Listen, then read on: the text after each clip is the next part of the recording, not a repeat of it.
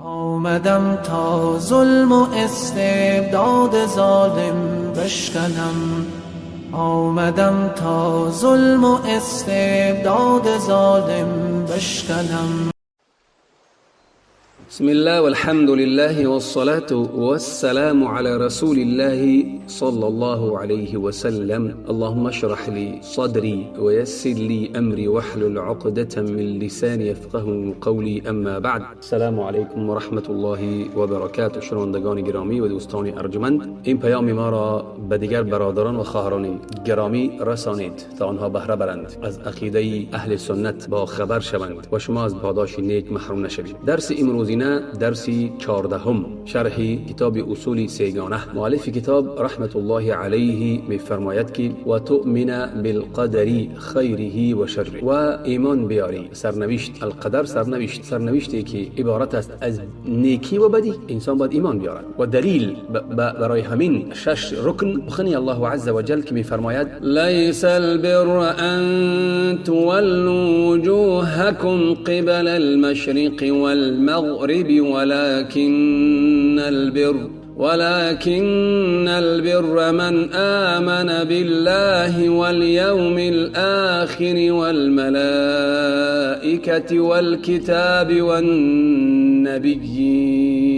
سوره بقره آیت 177. الله می فرماید که نیکی تنها این نیست که به هنگام نماز روی خود را به سوی مشرق یا که مغرب بگردانید، بلکه نکوکار کسی است که به الله و روز قیامت و فرشتگان و کتاب آسمانی و پیامبران ایمان آورده باشد. مؤلف کتاب میگوید که القدر، قدر در اینجا به معنای سرنوشتی که الله عز و جل برای همه جهان هستی نوشته است، مطابق یا که طبق همون علم ازلی که الله دارد و چی حکمتی که درخواست اون را میکند. و ایمان به سرنوشت به قدر 4 چیز را در بر میگیرد. یکی می آنها ایمان و باوری کردن که هر آینه الله عز و جل همه چیز را در عموم و تفصیلا میداند، ازلی و ابدی میداند. یکسان است که همه این چیزها به افعال خود یا که به افعال بنده هاش تعلق دارند، همه چیز میداند، هم در عمومی و هم جزئیات میداند. دوم ایمان آوردن که الله عز و جل هر آینه نوشته است همه چیز را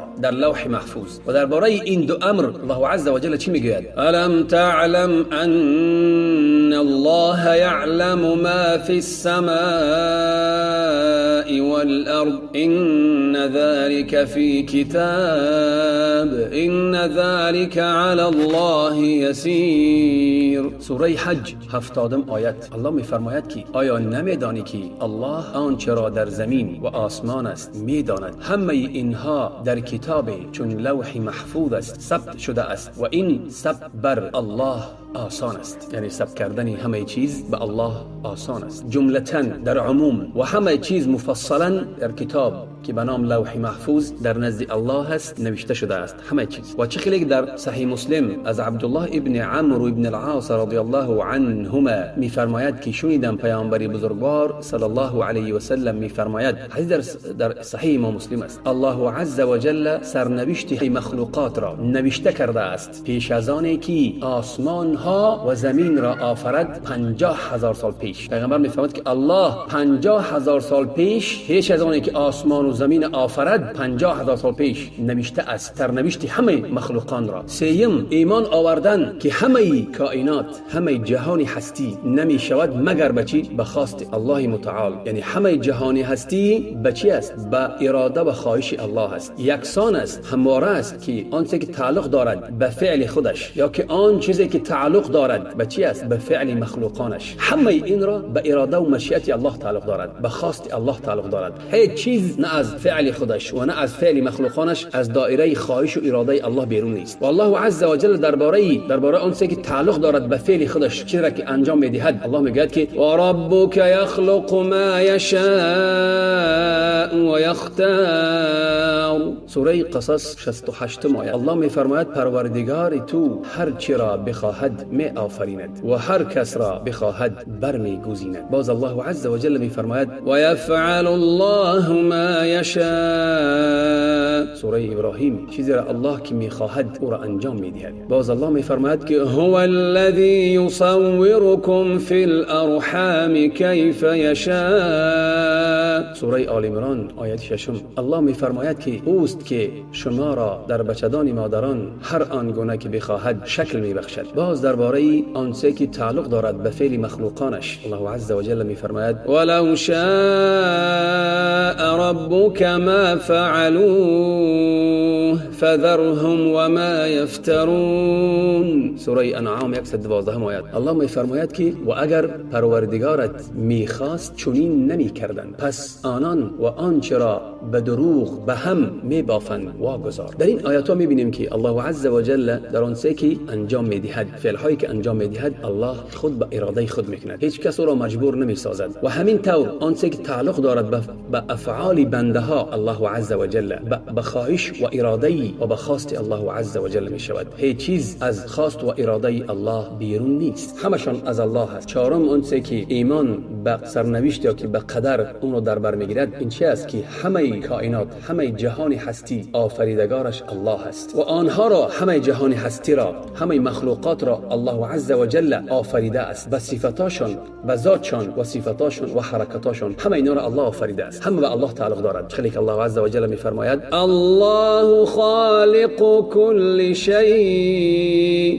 وهو على كل شيء وكيل. سوره زمر آیت 62. الله میفرماید که الله آفریدگاری همه چیز است و او به هر چیزی نگهبان و کارساز است. الله میفرماید که همه چیز را آفریننده او الله است و هو همه چیز کارساز است و نگهبان است. و چقدر الله عز و جل میفرماید و خلق كل شيء فقدره تقدیرا. سوره فرقان آیت 2. الله میفرماید که و همه چیز را آفریده است و آن را دقیقاً اندازه‌گیری و کاملاً برآورد کرده است. یعنی الله عز و جل همه چیز را آفریده است و هر یک چیزی که آفریده است آن را به شایستگی اندازه نهاده است، به یک اندازه دقیق نهاده است. و خیلی که الله از پیامبری بزرگوارمان ابراهیم علیه السلام میگوید که پیامبر ابراهیم علیه السلام به قومش میگوید والله خلقکم و ما تعملون.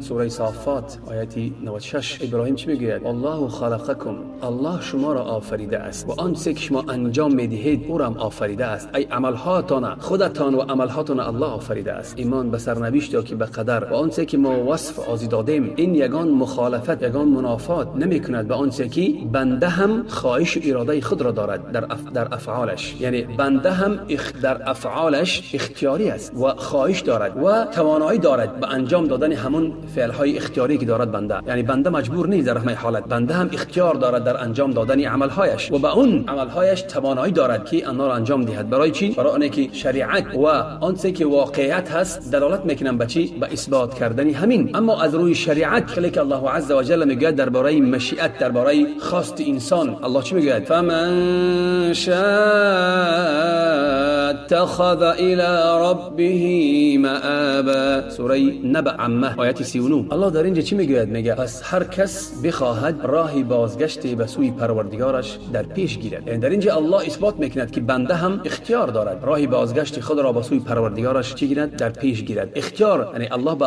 بنده هم اختیار داده است. با چه که الله عز و جل میفرماید فاتقوا الله ما استطعتم واسمعوا واطیعوا. سوره تغابن آیت 16. الله چی میگه؟ پس هر قدری میتوانید، چه قدری توانایی دارید، از الله پروا کنید، بترسید، پرهیز کنید و سخن او را بشنوید و اطاعت کنید. و باز چه که الله عز و جل میفرماید لا یکلف الله نفسا الا وسعها لها ما کسبت و علیها ما اکتسبت. سوره بقره 186 آیه. الله میفرماید که هیچ کس را به اندازه تواناییش عهده‌دار و تکلیف نمیکند. انسان انسان هر کار نیکی را انجام دهد به فایده خود انجام داده و هر کاری بدی کند به زیان خود کرده است. در این آیات هایی که ما حاضر خواندیم، این آیات ها دلالت میکنند که انسان در عمل هایی که شرعی هستند و در از روی قرآن و سنت اختیار دارد که عمل ها را اجرا کند. خیلی که انسان اختیار دارد نماز گزارد یا که نگزارد، که الله امر کرده است که نماز بگزار. خیلی که انسان میتواند یک دختری را به زنی گیرد، اختیار دارد در اختیار کردن همسر برای خود، در اختیار کردن برآمدن درآمدن، در اختیار کردن خریدن چیزی نباشد، خانه باشد یا که ماشین باشد، در همه این چیزها اختیار دارد، در اراده شرعی اختیار دارد. این دلیل ها از چی بود؟ از قرآن که برای انسان هم اختیار دارد، نه انسان مجبور است. اما از دلیل از واقعیت حال که هر یک انسان میداند که او اختیار دارد، خواهشی دارد، خواستی دارد و توانایی دارد که به همون کار انجام دهد، یا که یک کار انجام دهد یا که ترک کند. چگونه که انسان میتواند به اراده خود راه برود، ولی انسان بعضی چیزا هست که که او در آنها اراده و خواهش ندارد، مثل بیماری، مثل تولرزه. انسان چیزایی هست که اینا کونی هستند، انسان اینا را نمیتواند اختیار کند یا که نکند. اینا چی هستند؟ در اینا بیماری به تو می آید ولی تو در او اختیار نداری، ولی هم خواهش بنده هم قدرت و تواناییش چی است؟ روی میدهد به چی؟ به خواهش الله. به خواهش الله برمیگردد. یعنی هم خواهش بنده و هم قدرت توانایی برای انجام دادن همون خواهش و ارادش، اینا چی هستند؟ اینا به خواهش و اراده الله هستند، به مشیت الله هستند، به قدرتش. خلیک الله عز و جل میفرماید: لمن شاء منكم ان يستقيم وما تشاءون الا ان يشاء الله رب العالمین. الله میفرماید که برای هر کسی از شما که بخواهد راستی و درستی پیشه کند و تا الله پروردگار جهانیان نخواهد، شما نیز نخواهید خواست، و حال آنکه نمیتوانید بخواهید جز چیزهای را که خداوند جهانیان بخواهد. این آیت به چی دلالت میکند؟ به آن دلالت میکند که الله اثبات میکند برای بنده که بنده خواهش دارد و توانایی دارد که عملی را انجام دهد، اختیار دارد. الله به انسان اختیار داده است، ولی چیزای بد زشت برای او حرام کرده است و چیزای نکو و چیزای نیک را و سود بخش را برای او امر کرده است انجام دهد. او اختیار دارد در اختیار کردن این، ولی همون اختیار او و توانایی او هم تعلق دارد به چی؟ به اختیار و خواهش و اراده الله. یعنی هم خواهش انسان هم در زیر خواهش الله هست، از خواهش الله بیرون نیست، برای که الله علم ازلی دارد. هر یک بنده که در ازل او را آفریده است و الله میداند که او در آینده چی چیزها را انجام میدهد، برای او سرنوشت او را نوشته است. ولی انسان در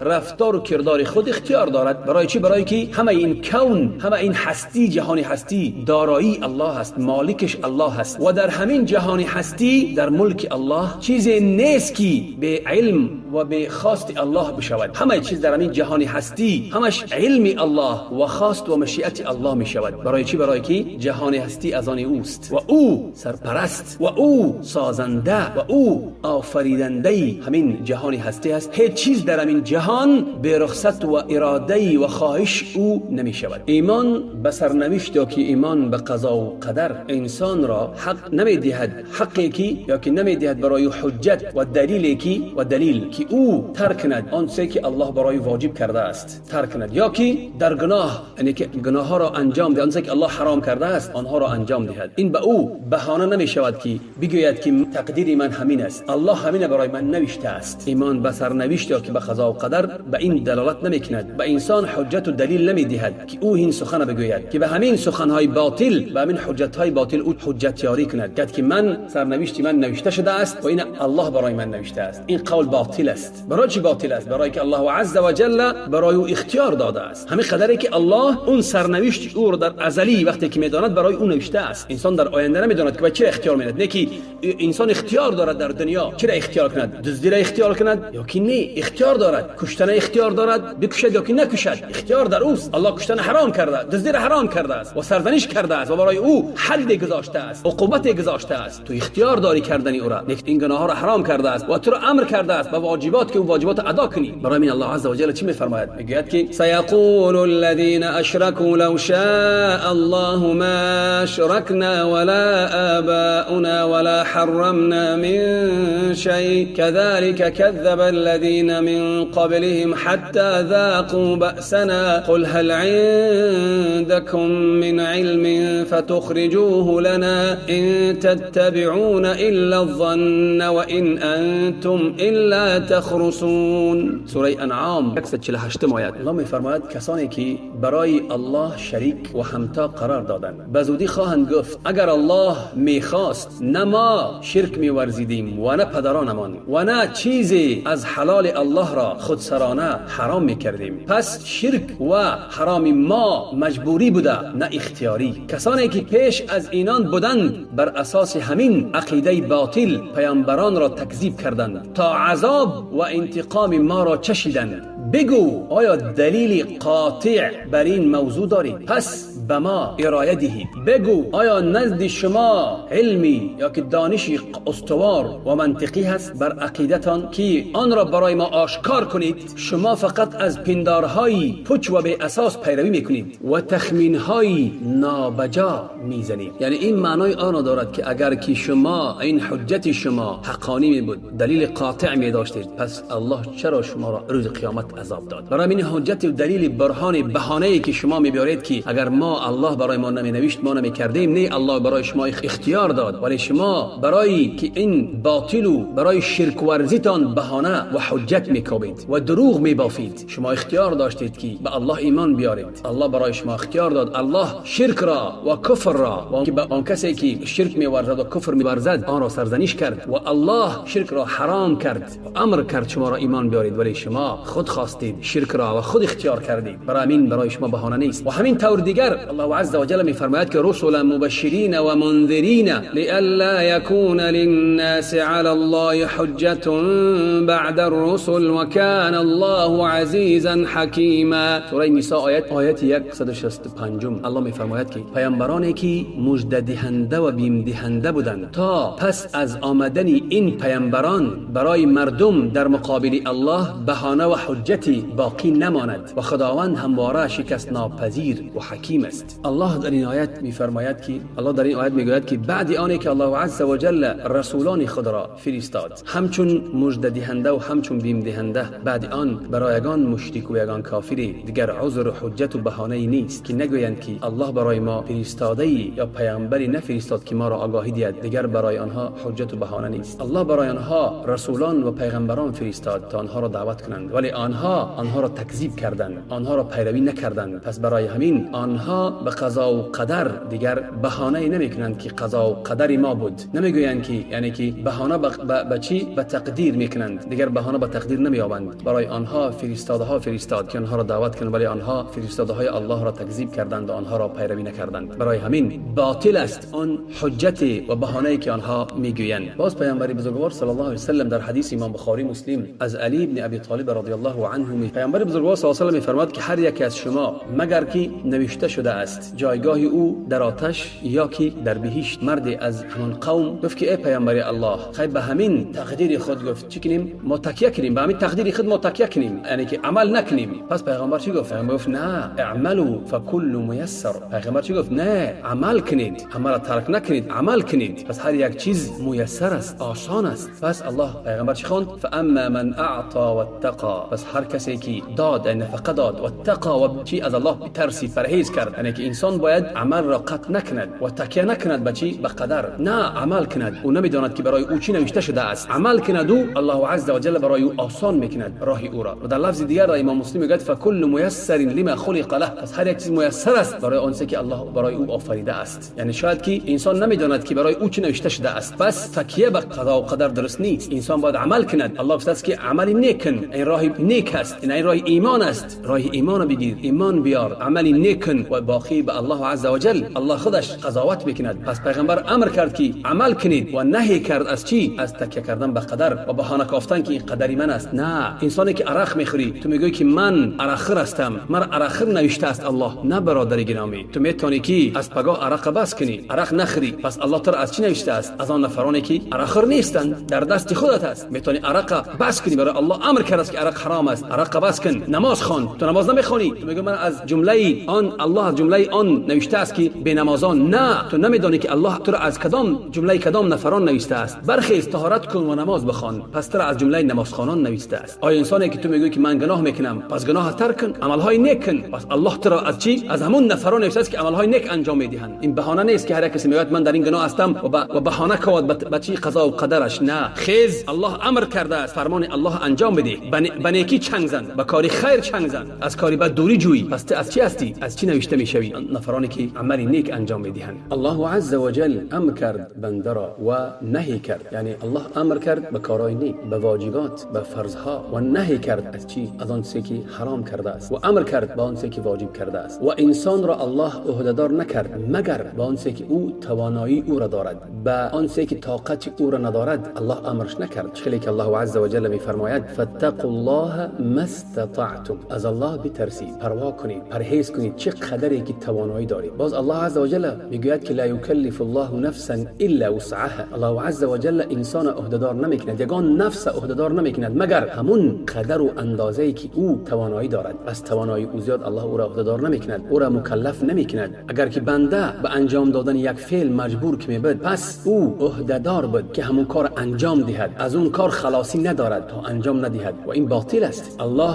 هیچ وقت و هیچگاه بنده را به یک چیز عهده‌دار نمیکند که بنده توانایی او را نداشته باشد. و برای همین وقتی که از بنده معصیت، نافرمان روایی یا که در معصیت واقع می شود، به یک جهل، به نادانی یا که به فراموشی یا که کسی را او را مجبور میکند، پس او برای او گناهی نیست، او گناه نمیگیرد، برای که او از نادانی در همون گناه کرده است یا که فراموش کرده است یا که کسی او را مجبور کرده است، او گناه نمیگیرد، برای او معذور است، عذر دارد. برای این انسان مجبور نیست در ادا کردن فعل. سرنوشتی که الله برای او نوشته است، برای هر کس نوشته است، یعنی سر است و پنهان است، نمیداند سرنوشتی، هر یک سرنوشت خود را نمیداند مگر بعد آنی که روی میدهد. همون رویداد نوشتگی است، نه که انسان وقتی که تا آن همون رویداد روی ندهد او را نمیداند. و ما یک کار وقتی که انجام دادنی میخواهیم و اراده بنده به آن چیزی که میکند پیش از چی است؟ پیش از انجام دادن همون کارش است. برای همین بنده یک کار انجام دادنی میشود، همون کار نمیداند که همین کار واقع میشود یا که نمیشود، به او علم ندارد تا آنی که همون کار انجام ندهد و همون کار روی داد، در اون حالت میفهمد که همین نوشته شده است. یعنی پیشکی نمیداند که همین نوشته شده است یا که نه، لیکن وقتی انجام داد او را روی داد، در اون حالت میفهمد که نوشته شده است. برای همین وای بهانه و حجت برای او نیست که بهانه کواد که یک قدری من بود، تقدیری من بود. برای چی؟ برای که وای نمیداند تقدیر خودش، نمیداند که پیش می آید. برای به قدر یا که به تقدیر یا که به قضا و قدر هرگز بهانه کافتن برای او میسر نمی شود. برای چی؟ برای آنه که او آینده را نمیداند. باز ما میبینیم که یک انسان بسیار حرصمند است به یک چیزی که برای او مناسب است و فایده آور است در کار دنیا، همون را ترک نمیکند، همون کار را ترک نمیکند تا آنه که همون کار انجام دهد. یعنی برای چی؟ برای که از از کارهای دنیوی است، برای او فایده میبخشد، از اون کار دست نمیکشد و از همون کاری که برای او فایده است دست نمیکشد و دیگر کار کند که در او کار فایده نیست. پس یعنی که بهانه نمیکواد، حجت نمیکواد که این سببش تقدیر من بود. پس چرا در کارهای دینیش، در امور دینیش وای از کاری که برای او منفعت بخش است که الله او را امر کرده است به کاری بد میگردد، کاری بد میکند و بعد بهانه میکواد به چی؟ به قضا و قدر، میگه تقدیر من همین بود. در امر شریعتی، در امر دینی برای خود حجت میگیرد، همچون قدر میگه من این تقدیر من بود، یک در امور دنیا نمیکند. مثال میاریم با آشکارتر میشود. یک انسان در پیشش دو راه است، یک راهی که اون راه او را به کجا میبرد؟ به یک دولتی که در اونجا یگان نظام نیست، یعنی که آرامی نیست، آسایشتگی نیست، کشتن است و دزدی است و خلاصه همه کاری بد است و ترس است و گرسنگی است و دیم راهی هست که همون راه انسان را به چی میبرد؟ به یک دولتی چی؟ دولتی که مدنیت دارد، آرامی، آسایشتگی است، زندگی آرام است، همه چیز مهیا است و مردم همدیگر احترام میکنند، مال یک کس نمیدزدد. پس انسان کدام راه اختیار میکند؟ 100% همون راهی که به جاش میبرد، به همون دولتی که در او مدنیت است، پیشروی است، آسایشتگی است و امکانپذیر است که یک انسان عاقل همین دو راه بیند و همون راهی که به همون دولت به همون شهری چی برد؟ به همون شهری که در اون تماما بی ترتیبی است، ترس و بیم است، کشاکشی است. همون را اختیار کند که بگد اختیار کند و بگد که ما تقدیر من همین است. یگان عاقل خیلی نمیکند. انسان عاقل که باشد چه اختیار میکند؟ راهی درست اختیار میکند، راهی که به شهر مدنیت میبردش. برای چی بعد انسان در امر آخرتش راهی دوزخ اختیار میکند برای خود، نه جنت. راهی دوزخ اختیار میکند و میگوید که این تقدیر من بود، تقدیر من بود. احتجاج به چی میکند؟ به قضا و قدر میکند. این از روی عقلم نیست. تو در امور دنیات نمیگویی که تقدیر من بود، در امور آخرت میگوی بیا نماز خوان، میگم تقدیر من همین است که نماز نوشتگی ادامه که نماز نمیخوانم. عرق نخور، میگه بیا بس کن عرق. نه من در تقدیرم همین است که من عرق خورم نوشته است. یک مثال دیگر میبریم. یک بیمار میبینی، دکتر امرش میگند که همین دوا را بنوش. انسان همون دوا را بعد میبیند، نمیخواهدش، نه که همون دارو را مینوشد. و انسان از یک طعام من میکنن، میگه همین طعام نخور که این ضرر دارد، پس ترکش میکند. لیکن نفسش همون طعام میخواهد، اشتیاق همون طعام دارد. همه این برای طلب چی است؟ طلب شفا، که الله شفا او را دهد و سالم و تندرست شود. و امکان پذیر است که همون انسان همون دارو را نخورد، ننوشد، یا که همون طعام بخورد، همون طعامی که ضرر داد همون را بخورد، بعد بگد که این تقدیر من بود. یعنی انسان اگه همون دوا را ننوشد نمیگه تقدیر من بود، یا که همون طعامی که برای او داده شده است که ضررش دارد همون را بخورد و بگه که این قضا و قدر من بود، تقدیر من بود. نه، وقتی که همون طعامی که ضررش دارد میخورد میگه چی بود؟ میگه من اشتهای همون را داشتم، خوردم. نه، نمیگه که این تقدیر من بود. پس چرا انسان ترک میکند آنچه که الله امرش کرده است و رسولش، یا که آنچه که الله او را منع کرده است و رسولش او را ترک نمیکند و پس میگه این تقدیر من بود. حرام میکند و عرق میخورد، زنا را میند، میگه این تقدیر من بود. اگه همون را نکنی، عرق نخوری، زنا را نکنی، پس همون تقدیر تو است. باز آنی که یعنی که همچون تقدیر، همچون قضا و قدر عیبدار میکند و ترک میکند آنچه که برای او واجب است ادا کردنش، واجب را ترک میکند. آنچه که برای او حرام است او را انجام میدهد. مثال میاریم، یک شخص به یک شخص دیگر هجوم کرد، مال او را گرفت، یا که یگان ضرر او را رساند، همسرش زنا کرد، یا که یگان کار کرد. پس همون انسانی که ستمگار است، ظالم است، مال انسان گرفته است، پس برای اون انسان میگه که من مال ترا، یا که یگان چیزی ترا زدم و ترا کشتم، مال تا گرفتم، چی بود؟ این تقدیر بود. پس میگه که تو مرا گناهگار نکن، هجوم من، دشمنی من بر بالای تو، این به تقدیر الله بود. آیا همین حجت او، یعنی یک کس مالش میگیرد، یک کس میزند، بعد میگه که نه این تو بعد من اگونس نگوی، من گناهگار نیستم، این تقدیری من بود که من ترا بعد هجوم کنم، سر طرف مال تگیرم بزنم، تقدیری من بود. آیا همین حجت او قبول هست؟ بهانه او قبول میشود؟ هرگز قبول نمیشود، هرگز قبول نمیند. میگه دیوانه، خیلی گپ میزنه، میگه دیوانه. پس چرا در حق الله حجت او قبول میشده باشد؟ پس چرا که او اعتدا میکنه، دشمنی میکنه در حق الله؟ برای همین بهانه نیست برادر گرامی. این